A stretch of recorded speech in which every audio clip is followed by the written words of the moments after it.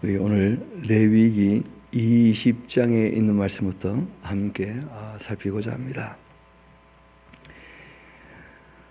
우리가 지난 시간 쭉 살펴왔고 아마 오늘 레위기 마지막 시간이 되지 않겠나 싶은데요. 1장부터 10장까지는 이 제사에 관계된 쭉 내용이었고 신앙윤리라 그렇게 할 수 있다는 말씀을 드렸습니다. 그리고 우리가 예레미야서 7장에 있는 말씀을 확인하면서 하나님이 정말 원하시는 것은 제사 자체가 아니었다. 그러니까 하나님은 순종을 원하셨던 것이었고, 그리고 모든 제사보다도 하나님 아는 것을 원하고 계신다 하는 우리가 정리를 해줬습니다. 그리고 또 11장부터 해서 17장까지는 생명윤리였었다. 그리고 이제 18장은 가정윤리를 우리에게 보여주고 있다.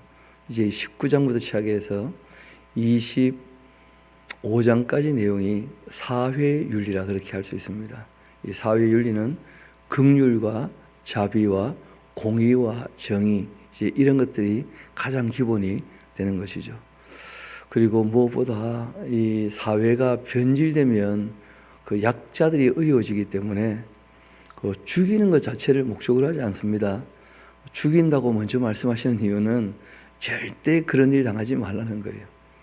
하나님께서 처음 이 에덴 동산에서도 선악과를 먹으면 정령 죽으리라 하고 이렇게 말씀하신 것은 죽이는 걸 좋아한다 전혀 그런 뜻이 아니죠.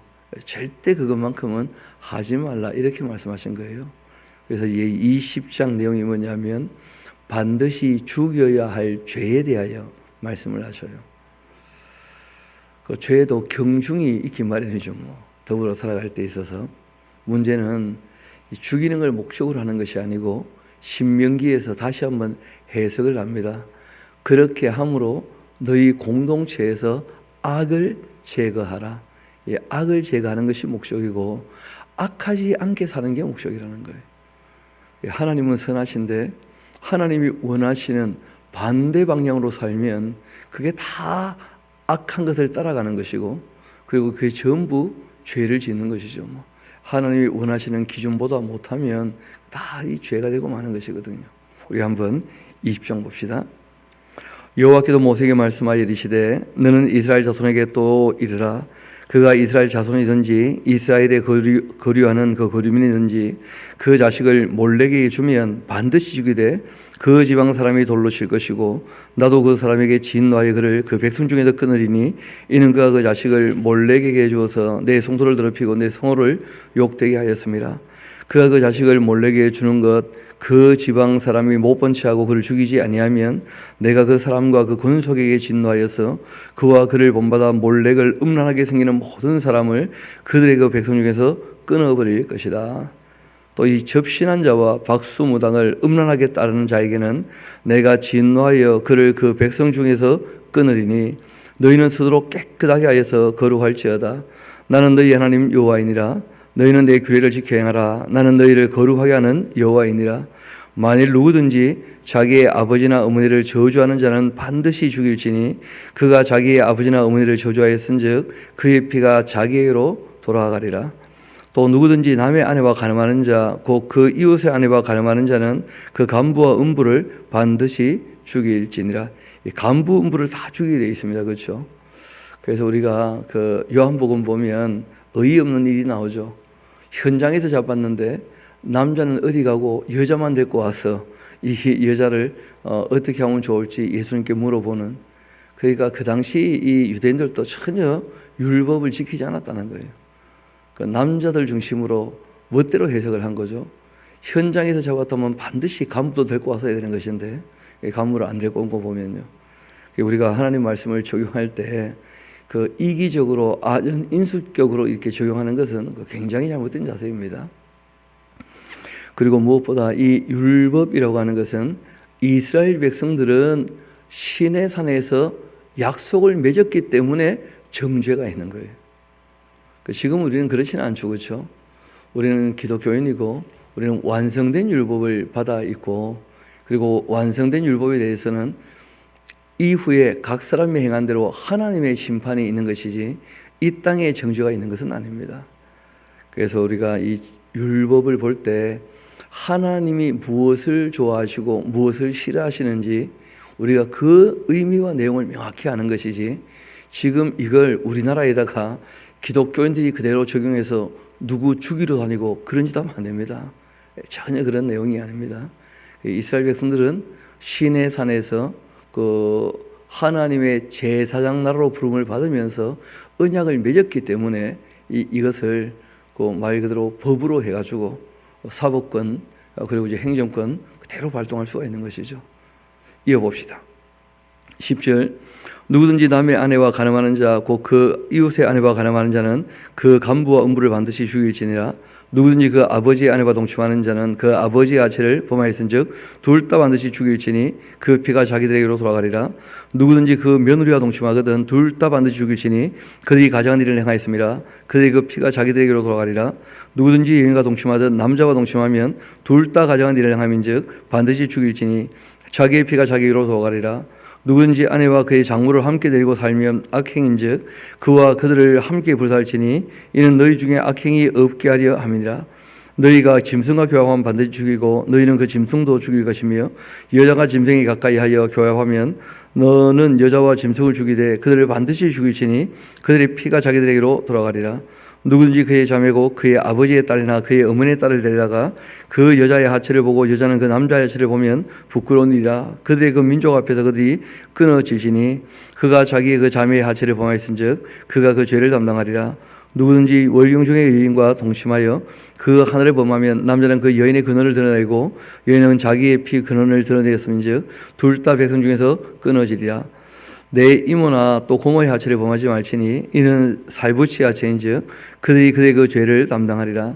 누구든지 그 숙모와 동침하면 그 숙부의 하체를 범하니 그들은 그들의 그 죄를 담당하여 자식이 없이 죽으리라.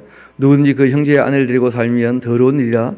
그가 그 형제의 하체를 범하니 그들에게 자식이 없으리라. 너희는 나의 모든 규례와 법도를 지켜 행하라. 그리하여야 내가 너희를 인도하여 거주하게 하는 땅이 너희를 토하지 아니하리라. 그러니까 가정이 붕괴되면 사회도 붕괴됩니다. 너희는 나의 모든 규례와 법도를 지켜 행하라. 그리하여야 내가 너희를 인도하여 거주하게 하는 땅이 너희를 토하지 아니하리라. 너희는 내가 너희 앞에서 쫓아내는 족속의 그 풍속을 따르지 말라. 그들이 이 모든 일을 행함으로 내가 그들을 가증히 여기노라.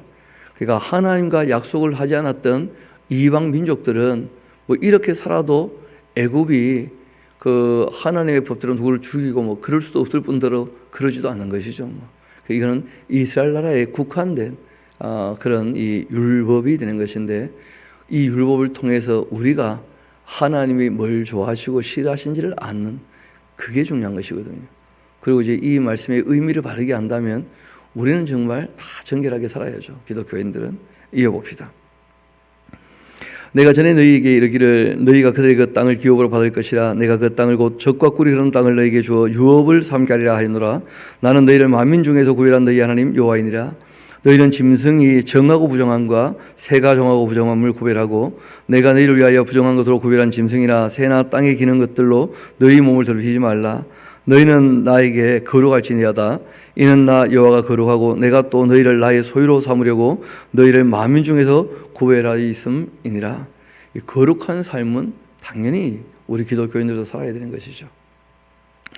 남자나 여자가 접신하거나 박수무당이 되거든 반드시 죽일시니 곧 돌로 그를 치라. 그들의 그 피가 자기들에게로 돌아가리라. 그리고 이제 21장과 22장은 같은 주제를 다루고 있는데 제사장 집안의 이 처신 규례입니다. 특별히 이제 하나님께서 제사장에게만 허락하셨던 제물을 어떻게 먹을 것인가 하는 것을 이제 말씀하시고 그 제물을 나누는 범위를 알려주고 계십니다. 여호와께서 모세에게 이르시되 아론의 자손 제사장들에게 말하이르라. 그 백성 중에서 죽은 자를 만짐으로 말미암아 수도로 덮이지 말려니와 그 살부친 그 어머니나 그 아버지나 그 아들이나 그의 딸이나 그의 형제나 출가하지 아니한 처녀인 그 자매로 말미암아 몸을 더럽힐 수가 있느니라. 그러니까 자기 그 친족, 그러니까 1촌, 2촌까지 그 시체를 수습할 수 있지만 다른 시체는 만지지 말라는 거예요. 부정하게 되어지니까. 그런 말씀이죠. 제사장 그 백성의 어른인즉 자신을 더럽혀 속되게 하지 말지니라. 제사장들은 머리털을 깎아 대머리 같게 하지 말며 자기의 수염 양쪽을 깎지 말며 살을 베지 말고 그들의 하나님께 대하여 거룩하고 그들의 그 하나님의 이름을 욕되게 하지 말 것이며 그들은 여호와의 하체고 그들의 하나님의 음식을 화제 곧 그들의 그 하나님의 음식을 드리는 자인즉 거룩할 것이라. 그들은 부정한 창녀나 이혼당한 여인을 취하지 말지니 이는 그가 여호와 하나님께 거룩함이니라. 너는 그를 거룩히 여기라. 그는 내 하나님의 그 음식을 드림이니라. 너는 그를 거룩히 여기라. 너희를 거룩하게 하는 나 여호와는 거룩함이니라. 어떤 제사장의 딸이든지 행음하여 자신을 속되게 하면 그 아버지를 속되게 하미니 그를 불살할지니라. 자기 형제 중에 관유로 부음을 받고 위임되어서 그 예복을 입은 대제사장은 그 머리를 풀지 말며 그 옷을 찢지 말며 어떤 시체에든지 가까이 하지 말지니 그 부모로 말미암아서도 더러워지게 하지 말며 그리고 그 성소에서 나오지도 말며 그 하나님의 성소를 속되게 하지 말라. 이는 하나님께서 성별하신 그 관유가 그 위에 있음이니라. 나는 여호와이니라. 그러니까 대제사장은 부모님이 별세하셔도 그 시신 손대지 않도록 그렇게 이제 부탁을 하시죠. 왜냐하면 그 당시에는 그 균 이런 개념이 잘 없으니까 아무 시신이나 잘못 만졌다가 그 제사장이 이제 병 걸려도 문제고 대제사장은 한 명밖에 없는데 더 큰 문제죠. 그래서 좀 더 큰 책임을 지고 있으면 자기 관리에 훨씬 더 신경을 써야 되는 거죠. 어쩔 수 없이 그런 이제 부탁을 하고 계십니다. 이어봅시다. 13절 그는 처녀를 데려다가 아내로 삼을지니 과부나 이혼당한 여자나 창녀짓을 하는 더러운 여인을 취하지 말고 자기 백성 중에서 처녀를 취하여 아내로 삼아 그 자손이 그 백성 중에서 속되게 하지 말지니 나는 그를 거룩하게 하는 여호와임이니라. 여호와께서 모세에게 말씀하여 이르시되 아론에게 말하여 이르라. 누구든지 너희의 자손 중 대대로 육체의 흠이 있는 자는 그 하나님의 음식을 드리려고 가까이 오지 못할 것이니라. 누구든지 흠이 있는 자는 가까이 하지 못할지니 곧 맹인이나 다리 저는 자나 코가 불안전한 자나 지체가 더한 자나 발 부러진 자나 손 부러진 자나 등 굽은 자나 키 못 자란 자나 눈에 백막이 있는 자나 습진이나 버짐이 있는 자나 고환상한 자나 이 제사장 아론의 자손 중에 흠이 있는 자는 나와서 여호와께 화제를 드리지 못할지니 그는 흠이 있은즉 나와서 그 하나님께 음식을 드리지 못하느니라. 그러니까 몸에 이 장애가 있으면 제사 자체가 굉장히 육체적 노동을 요구하는 것이거든요. 그러니까 그렇게 장애인들이 나와서 이 제사하다 보면 사고 나기도 쉽고 다치기도 쉽고 그래서 그 제사에 배제를 하는 것입니다. 부당하게 대우하는 것이 아닙니다. 좀 더 이어봅시다. 그는 그의 하나님의 음식이 지성물이든지 성물이든지 먹는 것은 똑같이 먹어요. 나누는 것은 똑같이 나누는데 육체 노동이 심한 이 제사에는 참여하지 말라는 거예요. 휘장하게 또 들어가지 못하고 제단에 가까이 하지 못할지니 이는 그가 흠이 있음이니라. 이와 같이 그가 그 성소를 더럽히지 못할 것은 나는 그들을 거룩하게 하는 여호와임이니라. 이와 같이 모세가 아론과 그 아들들과 온 이스라엘 자손에게 말하였더라. 하나님은 몸도 실제로 마음도 다 온전한 것을 원하십니다. 지난번 얘기했던 것처럼 이 땅이 저주받고 멸망받아서 이미 망가진 이 환경 가운데 태어날 때부터 장애 있는 사람도 있지 않습니까? 그래서 하나님께서 영원히 그 장애 있게 두지 않습니다. 반드시 그 부활에 참여할 때나 아니면 천년왕국에 들어가게 될 때 모든 걸 다 온전케 하시나요? 온전케. 지금 우리가 돌이켜보면 정상이라고 우리가 얘기하는데 정상 비정상이 아니죠. 장애가 있고 없고의 차이인데 다 정상적인 인간입니다. 아니 장애가 있으면 어떻게 비정상입니까? 다 정상적인 인간이죠. 인간으로서 다 정상인데 몸에 장애가 조금 있을 뿐이에요. 근데 우리가 조금 시간이 지나보면 알겠습니다만은 나이만 들면 다 장애가 생깁니까? 안 생깁니까? 다 생기는 거예요. 누구나 다 장애인이죠. 알고 보면. 그래서 하나님께서 모든 것을 다 온전케 하실 때가 온다는 거예요. 또 어떤 면에서 장애를 겪어봐야 부족함을 다 겪어봐야 하나님께서 온전케 하실 때 더 감사하고 또 영광을 돌릴 수 있게 되겠죠. 이어봅시다. 22장입니다. 여호와께서 모세에게 말씀하여 이르시되 아론과 그 아들에게 말하여 그들로 이스라엘 자손이 내게 드리는 그 성물에 대하여 스스로 구별해서 나의 성호를 욕되게 함이 없게 하라. 나는 여호와이니라. 그들에게 이르라. 누구든지 내 자손 중에 대대로 그 몸이 부정하면서 이스라엘 자손이 구별하여 여호와께 드리는 성물에 가까이 하는 자 내 앞에서 끊어지리라. 나는 여호와이니라. 아론 자손 중 나병 환자나 유질병자는 그가 정결하기 전에는 그 성물을 먹지 말 것이고, 시체의 부정에 접촉된 자나 설정한 자, 무릇 사람을 부정하게 하는 이 벌레에 접촉된 모든 사람과 무슨 부정이든지 사람을 더럽힐 만한 것과 그에게 접촉된 자, 곧 이런 것에 접촉된 자는 저녁까지 부정하리니 그 몸을 물로 씻지 아니하면 그 성물을 먹지 못할지며, 해질 때야 정하리니 그 후에야 그 성물을 먹을 것이니라. 이는 자기의 그 음식이 됩니다. 시체나 지켜 죽은 짐승을 먹음으로 자기를 더럽히지 말라. 나는 여호와이니라.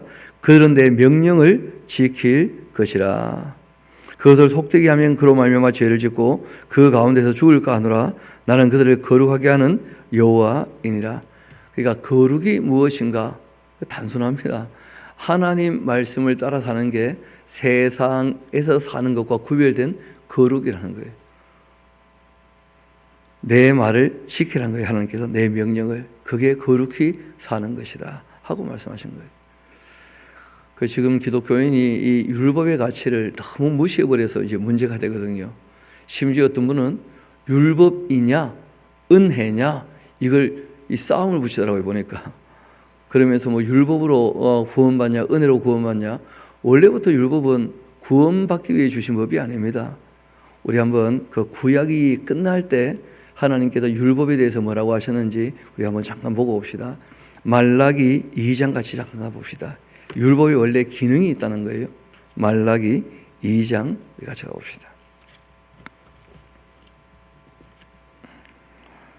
그 5절 제가 한번 읽어드리겠습니다. 말라기 2장 5절. 레위와 세운 나의 언약은 생명과 평강의 언약이라. 레위와 세운 언약이 바로 레위기거든요. 소위 그 율법인 거죠. 율법. 그래서 율법을 주신 이유는 뭐냐면 이미 애굽에서 구원받은 사람들, 제사장 나라로 부름을 받은 이들에게 하나님께서 생명을 얻고 함께 평화를 누리게 하시려고 더불어 살 때 본인도 잘 보호가 되고 또 다른 사람에게도 폐되지 않으면서 생명을 얻고 평강을 누리게 하시려고 주신 법이지 원래 구원에 관계된 법이 아니에요. 구원은 하나님이 당연히 은혜로 베푸시죠. 그런데 알고 보면 이 땅에 생명을 얻고 평강을 얻기 위하여 주신 이 말씀도 다 은혜의 말씀인 것입니다. 이게 복음이지 뭐가 복음이겠어요? 그렇게 사는 방법인데. 그래서 너무 우리가 율법에 대하여 잘못된 인식을 가져오지 않았는가 한번 좀 생각을 해봐야 됩니다. 조금 더 봅시다. 내가 이것을 그들에게 준 이유는 그로 하나님을 경외하게 하려 함이라. 그 레위가 나를 경외하고 내 이름을 두려워했다. 그러니까 우리가 19장 읽을 때 기억나시죠? 하나님의 율례와 법도를 지키는 것이 곧 하나님을 어떻게 하는 겁니까?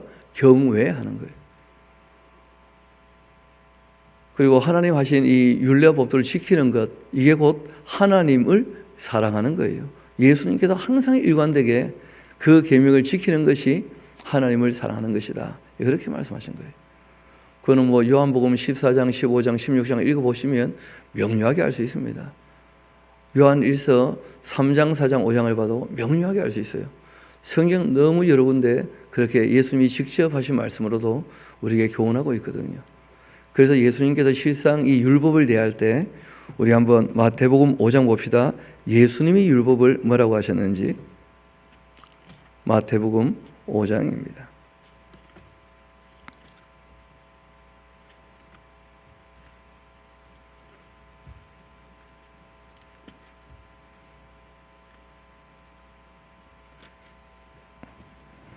(17절) 한번 봅시다. 마태복음 5장 17절. 내가 이 율법이나 선지자를 폐하러 온 줄로 생각하지 마라. 율법이라고 하는 것은 당연히 이 오경, 특별히 레위기를 얘기하는 것이고, 선지자 하는 것은 뭐냐면 유대인들은 성경을 이 토라와 구약 성경을, 그리고 이제 너비임, 나비들의 글, 선지자의 글 이렇게 봤었거든요. 그러니까 구약 성경이 전혀 폐해지지 않은 겁니다. 나는 율법이나 선지자를 폐하러 온 게 아니다. 오히려 어떻게 하러 왔다는 거예요? 완전하게 하려고 왔다는 거예요. 그러니까 구약이 이게 베이스고 예수님께서 구약에 부족한 것을 어떻게 하신 겁니까? 완전케 하신 것이니까 예수님께서 구약에서부터 이미 온전한 것은 손댈 필요가 없으신 거예요. 구약에 온전하지 않은 것만 어떻게 하신 겁니까? 완전케 하신 거예요. 그러니까 구약을 공부하지 않고는 신약을 알 수 없습니다. 왜냐하면 이미 할 말씀들은 구약에 다 해놨거든요. 그래서 구약에 사람들 수준이 좀 안 되어 가지고 그래서 그 수준이 안 되는 사람들 수준에 좀 맞추어서 말씀하셨던 많은 부족한 것들이 있다는 거예요. 그래서 그것을 어떻게 하러 오신 거예요? 완전케 하려고 오신 거예요. 쉽게 말하면 살인하지 마라. 안 죽이는 게 목적이 아니죠. 누구를 미워하면 곧 뭐가 된다는 거예요? 살인이 된다는 거예요. 그러니까 아예 마음으로부터 미워하지 말아야지 꼭 누구를 죽여야 문제가 되는 게 아니다. 마음으로부터 미워하지 마라. 뭐 그런 거예요. 간은 꼭 무슨 이 사건을 벌여야 문제가 되느냐 그게 아니고 마음으로부터 음욕을 품고 있으면 이미 그것이 다 문제가 되는 것이다. 알고 보면 관계 이전에 개인적인 이 깨끗함, 정결함, 거룩함이 더 중요하다는 거예요. 각자가 인격이 성숙되어 있고 깨끗하면 그 마음부터가 그 속에 있는 게 밖으로 나오기 마련이거든요. 그래서 예수님께서 그 행동 이전에 그 속이 다 깨끗해야 된다 하고 율법을 더 어떻게 하신 겁니까? 온전케 하신 거죠. 18절 또 이어봅시다. 진실로 너희에게 이르노니 천지가 없어지기 전 율법의 1.1획도 결코 없어지지 않고 다 이루어질 것이다. 그렇게 말씀하신 거예요. 그러므로 누구든지 이 계명 중에 율법이 곧 계명이죠, 그렇죠? 지극히 작은 것 하나라도 버리고 또 그같이 가르치는 자라면 천국에서는 지극히 작다 일컬음을 받게 될 거라는 거예요. 그러니까 율법은 원래부터 구원에 관계된 문제가 아닙니다. 구원은 하나님께서 은혜로 베푸셔요. 문제는 하나님의 은혜로 구원받은 사람이라 할지라도 그 율법에 대해서 철저히 지키려고 행함에 있어서 완전하려고 애쓰지 않는 사람은 천국에서도 작다는 거예요. 예수님이 직접 하신 말씀 아니에요. 좀 더 봅시다. 또 누구든지 이것을 어떻게 하면서요? 행하며 그렇게 가르치는 자는 천국에서 크다 일컬음을 받게 될 것이다. 그러니까 우리가 정말 은혜로 구원받고 하나님을 사랑한다면 행함에 있어서도 완전하기 위하여 힘쓰고 애써야 됩니다. 당연히. 막 구원받으면 됐다. 그런 식으로 생각하면 안 되죠. 우리 그리고 난 다음에 20절 보면요. 좀 충격적인 말씀이 있습니다. 같이 한번 읽어볼까요? 시작. 내가 너희에게 이르노니 너희의 의가 서기관과 바리새인보다 더 낫지 못하면 결코 천국에 들어가지 못할 것이다. 거기 하나 메모하시면 좋겠죠. 농담이 아니다. 예수님은 농담하시는 분이 아니거든요. 그래서 구약의 이 율법은 굉장히 좀 수준이 낮다 하는 말씀을 드렸습니다. 그래서 정의와 공의, 그 의에 있어서 레위기에 나오는 이 수준도 안 된다면 그건 기독교인이라도 할 수 없다는 거예요. 기독교인은 완성된 율법을 따르는 사람인데 이 수준 낮은 법도 못한다고 생각하고 있다면 그건 뭐 있을 수 없는 얘기입니다. 예수님 아주 단호하게 말씀하셨어요. 하나님의 자녀 아니라는 거예요. 이거는. 다시 우리 본문으로 돌아오도록 합시다. 이 성물을 먹는 쭉 제사장 규례를 말씀하는 중인데 10절입니다. 하나님 명령을 지키는 것이 거룩이다 하는 말씀을 했죠. 10절. 일반인은 성물을 먹지 못할 것이며 또 제사장의 객이나 풍부도 다 성물을 먹지 못할 것이니라. 그러나 제사장이 그 돈으로 어떤 사람을 샀으면 그는 그것을 먹을 것이며 그 집에서 출생한 자도 그렇게 하여 그들이 제사장의 음식을 먹을 것이며 제사장의 그 딸이 일반인에게 출가했으면 거제의 그 성물을 먹지 못하되 만일 그가 과부가 되든지 이혼을 당하든지 자식이 없이 그 친정에 돌아와서 젊었을 때와 같으면 그는 그 아버지의 몫의 음식을 먹을 것이나 일반을 먹지 못할 것이니라. 만일 누가 부지 중에 이 성물을 먹으면 그 성물의 것의 5분의 1을 다하여 제사장에게 줄지니라. 이스라엘 자손이 여호와께 드린 그 성물을 그들은 속되게 하지 말지니 그들이 성물을 먹으면 그 죄로 인하여 형벌을 받게 할 것이니라. 나는 그 음식을 거룩하게 하는 여호와이니라. 여호와께서 모세에게 말씀하여 이르시되 아론과 그 아들과 이스라엘 온 족속에게 말하여 이르라. 이스라엘 자손이나 그 중에 거류하는 자가 서원 예물이나 자원 예물로 번제와 더불어 여호와께 예물을 드려거든 기쁘게 받으심이 되도록 이 소나 양이나 염소의 흠 없는 수컷으로 드릴지니. 그러니까 기쁘게 받으시게 하려면 정성을 조금 드리라는 거예요. 그는 뭐 우리가 인격과 관계에 있어서 누구나 다 아는 것 아닙니까? 정성을 조금 드리면 항상 상대는 기뻐지는 거예요. 정성을 안 드리면요, 다 기분 나쁘죠. 나를 무시하나, 다 그런 마음이 생기지 않겠어요? 만일 누구든지 선한 것을 갚으려 하거든 자의로 예물을 드리려 하여서 소나 양으로 화목제 예물을 여호와께 드리는 자는 기쁘게 받으심이 되도록 아무 흠이 없는 온전한 것으로 알지니. 너희는 눈먼 것이나 당한 것이나 지체에 배임을 당한 것이나 종기 있는 것이나 습 씻는 것이나 비루 먹은 것을 여호와께 드리지 말며 이런 것들은 제단 위에 화제물로 여호와께 드리지 말라. 소나 양이 그 지체가 더하거나 덜하거나 한 것은 너희가 자원제물로는 쓰려니와 서원제물로 드리면 기쁘게 받으심이 되지 못하리라. 너희는 고환이 상하였거나 치였거나 터졌거나 배임을 당한 것은 여호와께 드리지 말며 너희의 그 땅에서는 이러한 일을 행하지도 말지며 너희는 외국인에게서도 이런 것을 받아서 너희의 하나님의 그 음식으로 드리지 말라. 이는 결점이 있고 흠이 있는 것인즉 너희를 위하여 기쁘게 받으심이 되지 못할 것임이니라. 여호와께서 모세에게 말씀하여 이르시되 수소나 양이나 염소가 나거든 이래 동안 그것의 그 어미와 같이 있게 하라. 여덟째 날 이후로는 여호와께 그 화제로 예물을 드리면 기쁘게 받으심이 되리라. 암소나 암양을 만노하고 어미와 새끼를 같은 날에 잡지 말지니라. 너희가 여호와께 감사 제물을 드리거든 너희가 기쁘게 받으심이 되도록 드리시며 그 제물은 그날에 먹고 이튿날까지 두지 말라. 나는 여호와이니라. 너희는 내 계명을 지키며 행하라. 나는 여호와이니라. 너희는 내 성호를 독되게 하지 말라. 나는 이스라엘 자손 중에서 거룩하게 함을 받을 것이니라. 나는 너희를 거룩하게 하는 여호와요 너희의 하나님이 되고 너희를 애굽 땅에서 인도하여 낸 자다. 그러니까 하나님 말씀을 따르면 애굽 사람과 다른 뭐가 되는 거예요? 거룩한 사람이 되는 것이다. 이렇게 말씀하셨죠. 23장은 문화 명령이라 보통 그렇게 얘기하는데 절기에 대한 명령이죠. 알고 보면 절기를 지켜서 무엇을 기념하는 이유가 기억나게 하려고 기념하는 거예요.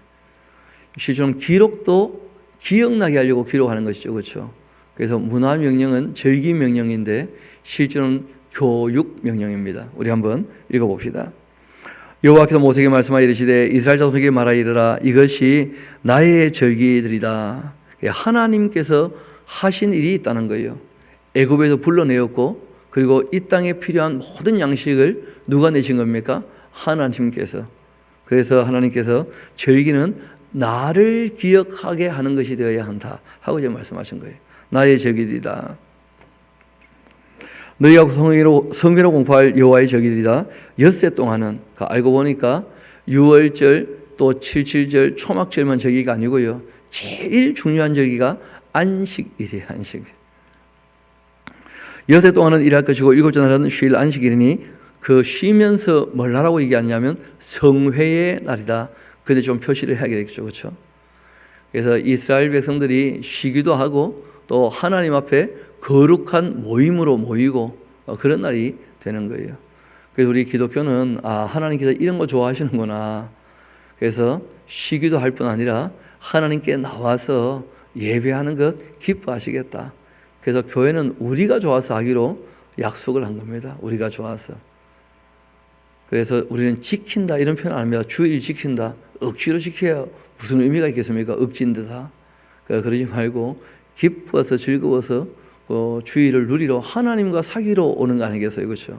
하나님 사랑해서 하나님 찾아뵙는 것이니까. 그래서 우리는 누린다 이런 표현을 쓰는데 이어봅시다. 엿새 동안은 일할 것이고 일곱째 날은 쉴 안식일이니 성회의 날이라.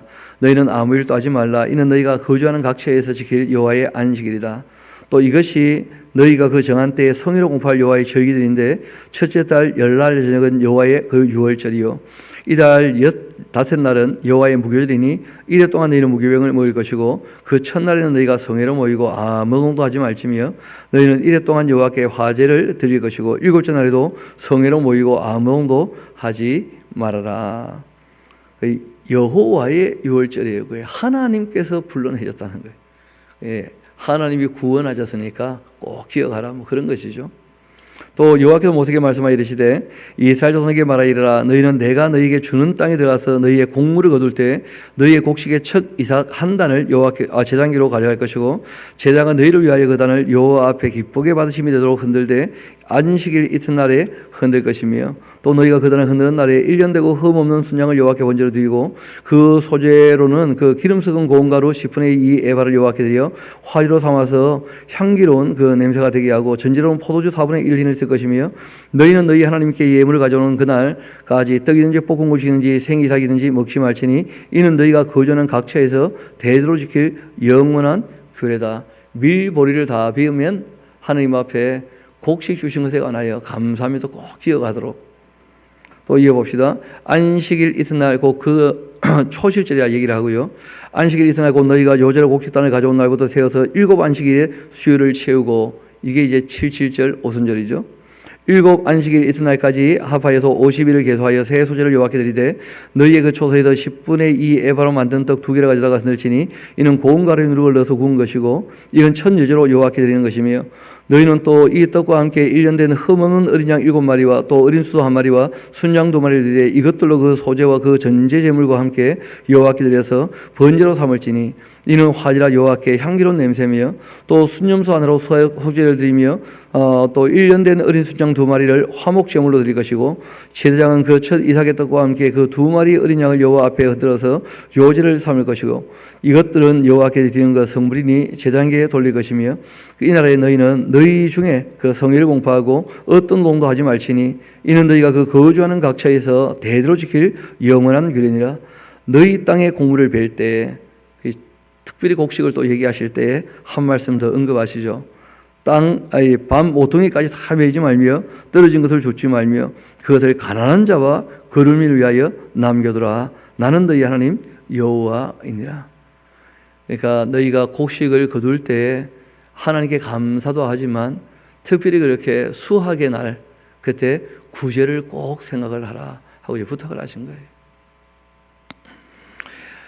여호와께서 모세에게 말씀하여 이르시되 이스라엘 자손에게 말하이르라 7째 달고 그 달 첫 달은 너희에게 쉬는 날이 될지니 이는 나팔을 불어 기름할 날이요 성회라 어떤 노동도 하지 말고 여호와께 화제를 드릴지니라. 여호와께서 모세에게 말씀하여 이르시되 7째 달 열흘날은 속죄리니 너희는 성회를 열고 스스로 괴롭게 하며 여호와께 화제를 드리고 이 날에는 어떤 일도 하지 말 것은 너희를 위하여 너희 하나님 여호와 앞에 속죄할 속죄일이 됨이니라. 이 날에 스스로 괴롭게 하지 아니하는 자 그 백성 중에서 끊어질 것이라. 이 날에 누구든지 어떤 일인지 하는 자 내가 그 백성 중에서 멸절시키리니 너희는 아무 일도 하지 말라. 이는 너희가 거주하는 각처에서 대대로 지킬 영원한 규례니라. 이는 너희가 쉴 안식이라. 너희는 스스로 괴롭게 하고 이달 그 아랫 날 저녁 곧 그 저녁부터 이튿날 저녁까지 안식을 지킬지니라. 이 사람이 속죄일 대속죄일 돌이켜보면서 여러분 우리가 돌이켜보면 감사도 많지만 하나님께 죄송한 일들도 얼마든지 있지 않습니까? 제가 살아보니까 죄 안 짓고 살기가 쉽지는 않습니다. 죄 안 짓고 살면 참 감사한데 쉽지 않을 수 있거든요. 그래서 늘 돌아보면서 또 씻어내고 정말 또 한 걸음 더 앞으로 나아가고 그렇게 해야 됩니다.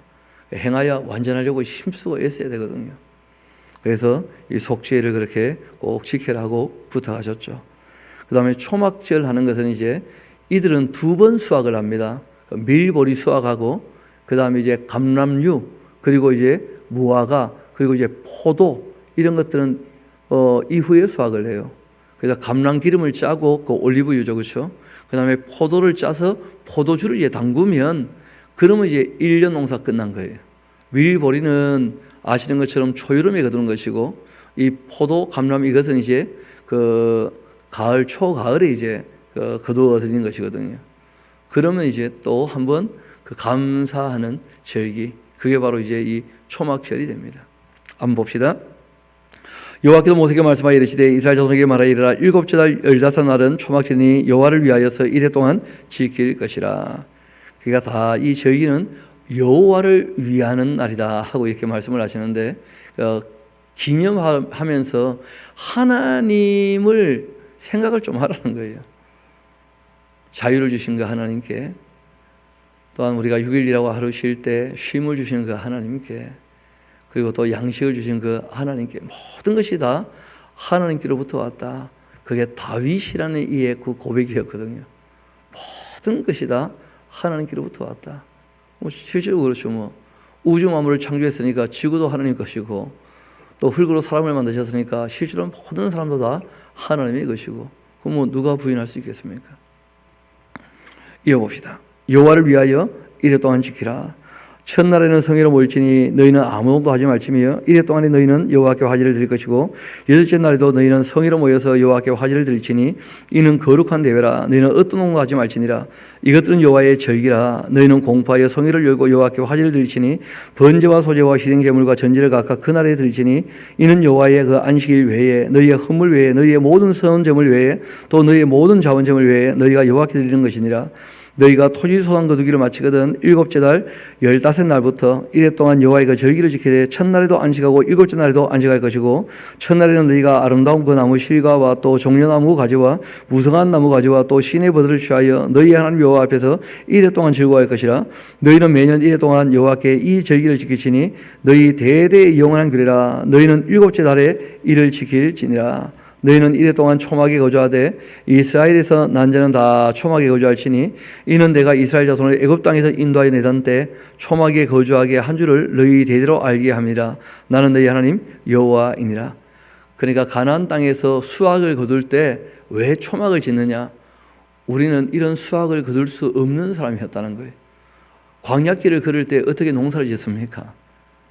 그러니까 하나님께서 애굽에서 불러내어 가지고 농사도 짓지 못하는 땅 한 평 없는 그들에게 가나안 땅을 주신 거 아니에요. 그러니까 그 초막을 지어서 정말 하나님께서 자기들을 드러내었던 우묵한 우덩이를 꼭 기억하게 하시는 거예요. 그래야지 감사가 나오거든요. 원래 우리는 아무것도 아니었다 하는 인식이 있어야 존재하는 것부터가 너무 큰 감사죠. 여러분, 하나님이 우리에게 주신 참 많은 선물이 있습니다만은 가장 근본적인 선물이 생명이에요. 생명. 그렇지 않습니까? 이 가장 귀한 선물은 그 아들을 우리에게 선물로 주셨다는 거예요. 독생자 예수님을. 또 그 못지않은 귀한 선물이 있죠. 성령님을 우리에게 선물로 주셨다는 거예요. 그리고 정말 우리 손에 쥐어진 선물이 있습니다. 그게 뭐냐면 성경책이 하나님께서 참 오랫동안 정성을 들여가지고 우리에게 하나님을 알게 하시려고 주신 진짜 선물이거든요. 그리고 또 하나님께서 끊임없이 주시는 선물이 뭐냐면 우리 삶에 필요한 양식을 물어주시는 거예요. 선물로 주시는 거예요. 알고 보면. 모든 오곡배가 다 이 귀한 모든 것이 다 우리 주님께서 주신 거라는 거예요. 이 귀한 선물 주님이 주신 것, 그래 우리가 찬양하지 않습니까? 그리고 알고 보면 가장 궁극적인 선물이 있어요. 하나님께서 놀랍게 하나님 나라 천국을 만들기로 다 계획해 가지고는 천국을 만드시고는 그 천국을 우리에게 뭐로 주신다는 거예요? 기업으로. 그게 가장 궁극적인 선물이죠. 영생 복락을 누리는 것. 이게 은사 중에 은사거든요. 가장 이 신령한 은사들. 그래서 우리가 주신 그 선물이 무엇인가 좀 생각을 해봐야 돼요. 가장 근본적인 것부터 궁극적인 것까지. 이어봅시다. 모세는 이와 같이 여호와의 그 절기를 이스라엘 자손에게 다 공포했고, 그리고 이제 24장은 성소 관리하는 그 요령을 얘기하는데 뭐 복잡한 내용들은 별로 없습니다. 특별히 분향단과 떡상에 대한 얘기를 하고 있어요. 여호와께서 모세에게 말씀하여 이르시되 이스라엘 자손에게 명령하여 불 켜기 위해 감람을 지어낸 순결한 기름을 내게로 가져오게 하여 계속해서 등잔불을 켜둘지며 이 아론의 회막한 그 증거궤 휘장 밖에서 저녁부터 아침까지 여호와 앞에 항상 등잔불을 정리할지니 이는 너희 대대로 지킬 영원한 규례라. 그는 여호와 앞에 순결한 등잔대 위에 그 등잔을 항상 정리할지니라. 너는 고운 가루를 가져다가 떡 12개를 그렇게 굽되 각 덩이를 10분의 2 에바로 해서 여호와 앞 순결한 상 위에 두 줄로 한 줄에 16씩 그렇게 진설하고 그리고는 너는 또 이 정결한 유황을 그 각줄 위에 두어서 기념물로 여호와께 화제를 삼을 것이며. 이 에바가 20리터가 조금 넘거든요. 그러니까 10분의 2 에바니까 그 20을 10으로 나누면 그러면 2kg 되잖아요. 그렇죠? 2kg의 2배면 떡 하나가 한 4kg쯤 되는 거예요. 굉장히 큰 떡입니다. 진설병 자체가. 상에 올라가는 거 주먹만한 떡 이렇게 생각하면 안 됩니다. 진설병은 떡 하나 무게가 한 4kg쯤 되는 거예요. 4, 5kg 정도. 어마어마한 크기의 떡입니다. 그러니까 이제 뭐 다윗과 함께 했던 그 젊은 친구들이 하나님께 드렸다고 물려낸 진설병 그거 가지고 배부르게 먹을 수가 있죠. 이어봅시다. 진설병에 대한 얘기를 쭉 들고 있는데 7절 너는 또 정결한 유황을 그 각줄 위에 두어서 기념물로 여호와께 화제로 삼을 것이며 8절 안식일마다 이 떡을 여호와 앞에 항상 지달치니 이는 이스라엘 자손을 위한 것이고 영원한 언약이니라. 이 떡은 아론과 그 자손에게 돌리고 그들은 그들 거룩한 곳에서 먹을지니 이는 여호와의 화제는 그들에게 돌릴 것으로서 지극히 거룩함이니라. 이는 영원한 규례니라. 이스라엘 자손 중에 그 어머니나 이스라엘의 여인이요 그 아버지는 애굽 사람인 어떤 사람이 나가서 한 이스라엘 사람과 진영 중에서 싸우다가 그 이스라엘 여인의 아들이 여호와의 이름을 아주 모독하면서 저주했다는 거예요. 죽을 짓을 했죠. 그렇죠? 무리가 끌고 모세에게로 갔는데 그 어머니 이름은 슬로밋이었고 단 지파 디브리의 딸이었습니다. 그들이 그를 가두고 여호와께 명령을 기다리고 있었는데 여호와께서 모세에게 말씀하여 이르시되 그 저주한 사람을 진영 밖으로 끌어내어서 그것을 들은 모든 사람이 그들의 손을 그 머리에 얹게 하고 온 회중의 돌로 그를 칠지니라. 너는 이스라엘 자손에게 말하이르라. 누구든지 그 하나님을 저주한다면 죄를 담당하게 될 거다. 여호와의 그 이름을 모독하면 반드시 죽여라. 그러면 성령 모독죄 그 용서 안 된다는 거예요. 그렇죠? 그러니까 성부, 성자, 성령님을 모독한다는 것이 뭐냐면 제일 먼저는 무시하는 거예요. 무시. 없는 것처럼 여기는 것이 가장 큰 이 모독입니다. 알고 보면 있는데 없는 것처럼 여기는 것이 정말 이 인격을 완전히 모욕하고 모독하는 것이죠. 두 번째는 따라주지 않는 거예요. 그게 모욕하는 것이죠. 그래서 진리의 성령께서 예수님 하신 말씀을 다 기억나게 하시고 다 기록해 놓으셨는데 그 성령님이 감동하신 말씀을 우리가 읽고 듣고 배워서 하나님의 그 의도, 그 뜻을 따라 살지 않는다면 그것이 알고 보면 하나님을 모욕하는 거예요. 예, 대표적인 인물이 있죠. 사울 같은 사람. 왕이에요. 순종이 뭐라고요? 제사보다 낫습니다. 왕이 하나님 말씀을 버렸기 때문에 하나님께서 왕을 버리시는 것입니다.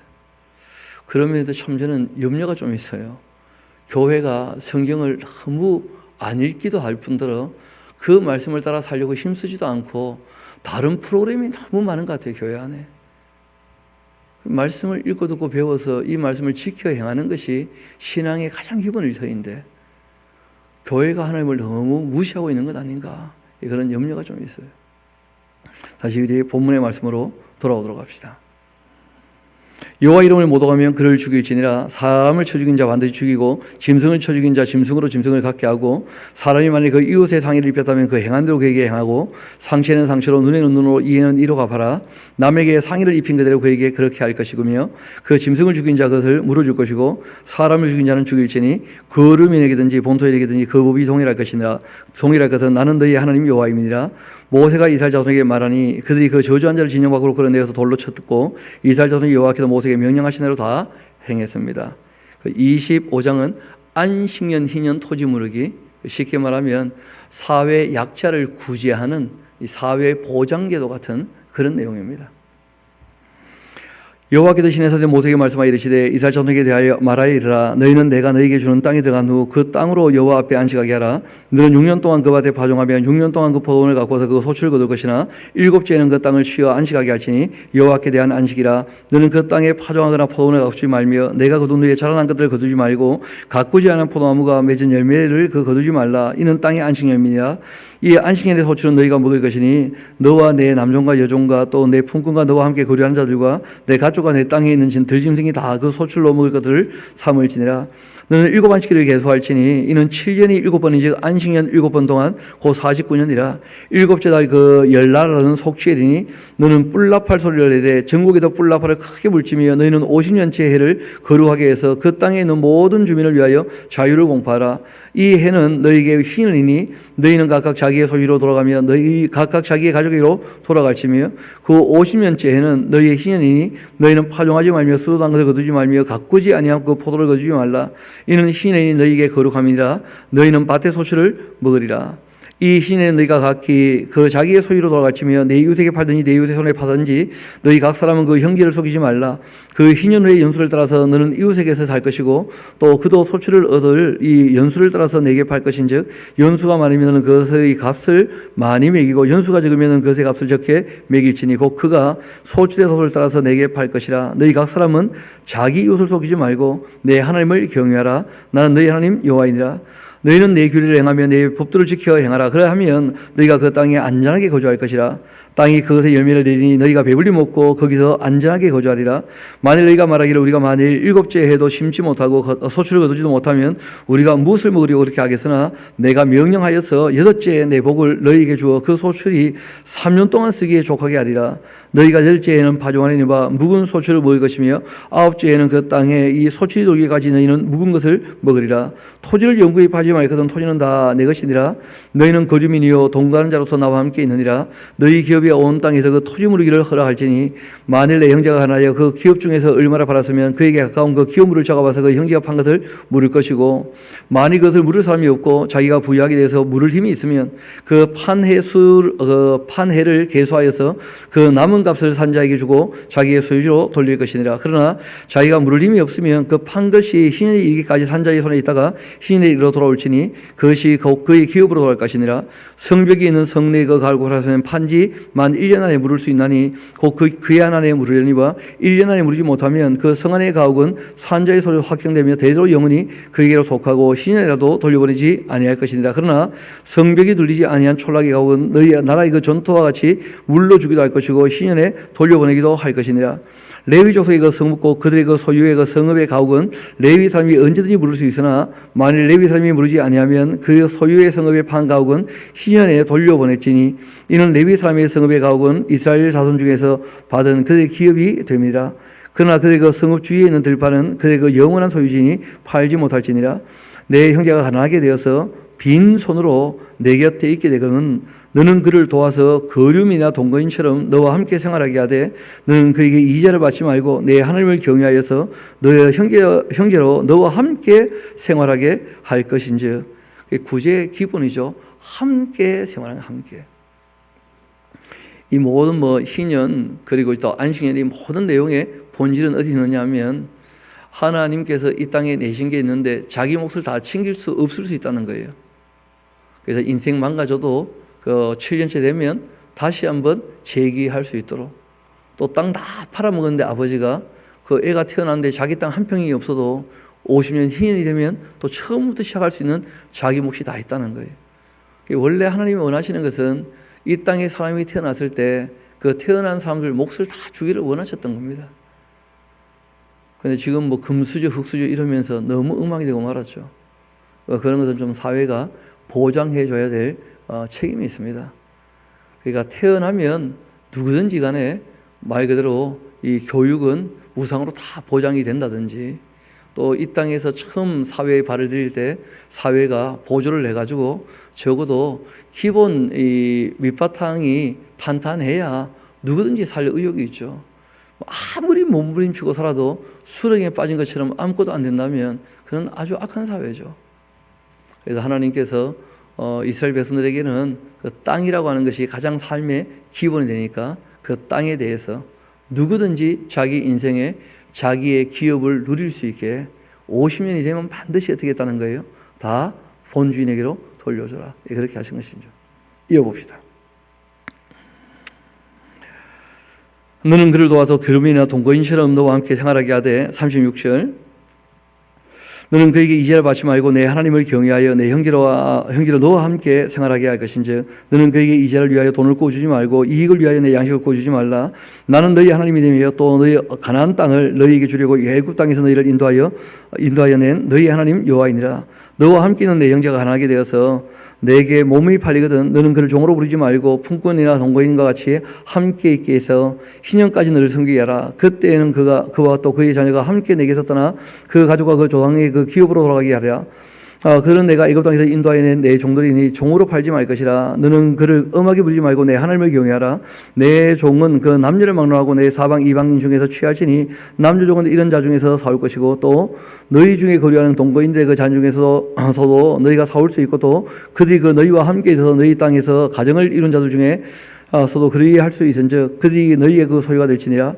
너희는 그들을 그 너희의 후손에게 기업으로 주어 소유가 되게 할 것이라. 이방인 중에서는 너희가 영원한 종을 삼으려니와 너희 동족 이스라엘 자손은 너희가 피차 음하게 부르지 말지니라.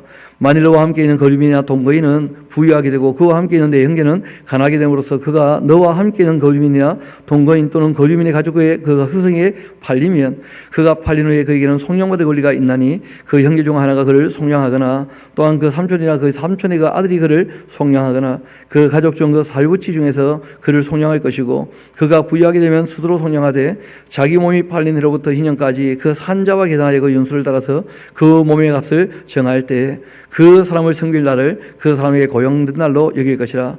만일 남은 해가 많으면 그 연수대로 팔린 값에서 속량하는 값을 그 사람에게 도로 주고 또 만일 희년까지 남은 해가 적으면 그 사람과 계산하여 그 연수대로 속량하는 그 값을 그에게 도로 줄지며 주인은 그 매년의 사꾼같이 여기고 내 목전에서 엄하게 부리지 마라. 다 약자를 지금 배려하는 것이죠. 그렇죠? 엄하게 부리지 말라는 거예요.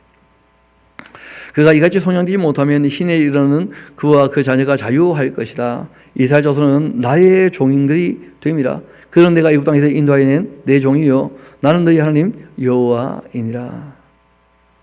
그러니까 하나님께서 땅도 내 건데 내가 너희들에게 빌려준 거니까 자기 거라고 움켜잡지 말고 더불어 함께 살 수 있게 잘 조율하라는 거예요. 그게 하나님 부탁이 그런 것입니다. 26장 봅시다. 26장은 이제 어떤 내용이냐면 1장부터 시작해서 25장까지의 내용을 기반으로 한 상벌 규정이에요. 그러니까 하나님 말씀 잘 들으면 상 받는 것이고 복 받는 것이고, 그러니까 복은 여기 있는 겁니다. 그래서 율법이 복음이에요. 하나님 복 주기를 원하시니까. 반면에 말씀을 안 따르면 징계가 임합니다. 저주가. 왜냐하면 때려서라도 돌이키기를 원하시기 때문이죠.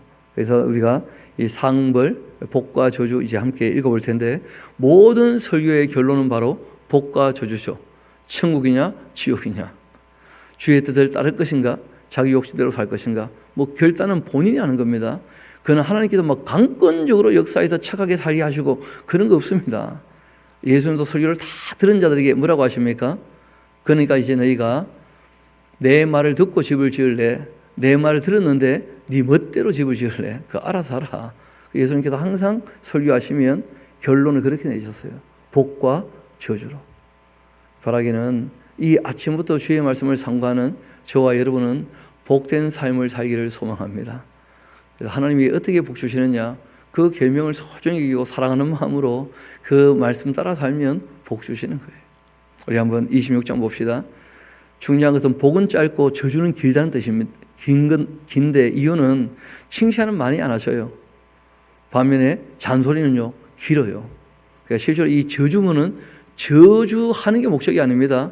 이런 저주를 받지 말라고 하나님께서 엄혹하게 말씀하신 거예요. 우리 한번 봅시다. 너희는 자기를 위하여 우상을 만들지 말지니 조한 것이나 시상을 세우지 말며 너희 땅에 조각하는 그 석상을 세우고 그에게 경배하지 말라. 나는 너희 하나님 여호와이니라. 너희는 내 안식일을 지키며 내 성소를 경외하라. 나는 여호와이니라. 너희는 내 규례와 계명을 준행하면, 너희가 조건절이죠, 준행하면, 그러면 내가 너희에게 철따라 비를 주리니 땅은 그 산물을 내고 밭의 나무는 열매를 맺을 것이다. 너희의 타작은 포도달 때까지 미치며 너희의 포도다는 것은 파종할 때까지 미치리니 너희가 음식을 배불리 먹고 너희 땅에서 안전하게 거주할 거다. 내가 그 땅에 평화를 줄 것인즉 너희가 누울 때 너희를 두게 할 자가 없을 것이며 내가 사나운 짐승을 그 땅에 제할 것이고 칼이 너희의 그 땅에 두루도 행하지 아니할 것이며 너희의 원수들을 쫓아내니 그들이 너희 앞에서 칼에 엎드릴 것이라. 또 너희 다시 백을 쫓고 너희 백이 만을 쫓아내니 너희 대적들이 너희 앞에다 칼에 엎드릴 것이며 내가 너희를 돌봐서 너희를 번성하게 하고 또 너희를 창대하게 할 것이며 내가 너희와 함께한 내 언약을 이행하리라. 너희가 오래 두었던 묵은 곡식을 먹다가 새 곡식으로 말미암아 묵은 곡식을 치우게 될 것이며 내가 내 성막을 너희 중에 세우리니 내 마음이 너희를 싫어하지 아니할 것이며 나는 너희 중에서 행하여 너희의 하나님이 되고 너희는 내 백성이 될 것이니라. 나는 너희를 애굽 땅에서 인도하여 내어서 그들에게 종된 것을 면하게 한 너희 하나님 여호와이니라. 내가 너희의 멍에의 빗장을 부수고 너희를 바로 서서 걷게 하였느니라. 그러니까 하나님이 말씀하시는 복은 크게 세 가지입니다. 그 세 가지가 충족되면 참 복된 삶을 살고 있는 거예요. 첫 번째는 하나님께서 자유를 주셨다는 거예요. 자유를. 자유를 누리면 진짜 복된 거예요. 우리가 이 북한에 있는 우리 동포를 볼 때 참 그 독재자, 악한 그 통치자 아래에서 자유가 없는 것을 볼 때 항상 마음 아프잖아요. 그 인권이라고 할 때 인간의 가장 기본적인 권리가 인격과 양심의 그 자유거든요. 자유. 선택과 의지 그리고 마음껏 생각할 수 있는 이 양심과 그리고 이제 이 인격에 대한 그 자유의 자유. 그 자유가 보장되지 않으면 사람은 억압되고 괴로운 것이죠. 두 번째는 양식이에요. 여러분 이 땅에 살아갈 때 먹을 게 없으면 진짜 비참하게 되는 거죠. 먹을 게 충족되어지면 그러면 다 행복한 것이 어떻게 보면. 그래서 성경이 얘기하는 이 샬롬의 시대, 참 평화의 시대는 어떤 시대냐면 무화과 나무와 포도나무 아래에서 서로를 초대할 수 있는, 그러니까 우리가 누구 밥 사줄 수 있는 정도 입장이 되면 참 복받은 겁니다. 그렇지 않습니까? 하나님께서 정말 이 시대에 복을 주시는데 어떻게 보면 마지막 누리는 복인지도 몰라요. 이렇게 복을 줘도 말을 안 들으면 그런 방법이 없는 거죠. 뭐. 그러니까 이제 우리가 이후에 그 역사를 보면 압니다. 하나님께서 이래도 저래도 잘 안 되면 얘네들이 너무 굶주리고 힘들어서 나를 못 믿나 해가지고 한번 쏟아부어 주시는 일이 있는데 그런데도 주님을 안 찾으면 문제가 되는 것이죠. 실제로 우리가 이 땅에서 양식에 궁핍함이 없다면 그 참 복된 삶이거든요. 그리고 이제 무엇보다 이웃과 더불어서 그 분쟁이 없을 때 그게 복된 삶이에요. 그래서 우리가 세 가지가 충족되어지면 그 진짜 복받은 겁니다. 자유가 보장되어지고 그리고 먹을 양식이 늘 있고 그리고 우리가 이웃과 더불어 다툼 없이 평화롭게 지낸다면 이게 진짜 복이니까요. 그러면 참 지금 우리가 사는 이 시대가 복받은 시대인데 근데 주신 복을 몰라요. 왜 모르느냐? 욕심이 있는 사람에게는 어떤 복도 복이 안 돼요. 여러분 감사하는 사람에게는요 작은 것도요 너무 큰 복인 거예요. 그래서 하나님과 바른 관계를 맺어갈 수 있는 겁니다. 왜냐하면 이 땅에서는 모든 것이 주어지지도 않을 뿐더러 이 땅이 우리의 삶의 본질이 아니거든요. 이 땅에서는 연습하는 거예요. 과정 중에 있는 것입니다. 우리의 궁극적인 삶의 자리는 하나님의 나라 영원한 천국인 줄 믿습니다. 우리가 거기로 한 걸음 한 걸음 나아가는 나그네 같은 인생길인데 우리에게 주신 것에 관하여 감사함으로써 복 주신 것을 복되게 여기며 그렇게 하나님을 존중하며 살아가는 저와 여러분 되기를 소망합니다. 이 아침에 저주로 끝나면 좀 그럴 것 같아서 복으로 끝냅시다 오늘. 그래서 오늘 여기 13절까지 그렇게 마무리하겠습니다. 기도합시다. 아버지 하나님 참 감사합니다. 레위기 말씀을 통하여 저희들이 어떻게 하나님을 경외하며 하나님을 사랑하는지에 대하여 다시 한번 생각해 하시고 또 구체적으로 어떻게 살아야 될지를 다시 한번 생각할 수 있게 복된 기회 허락하신 것 감사합니다. 이 말씀으로 우리의 욕심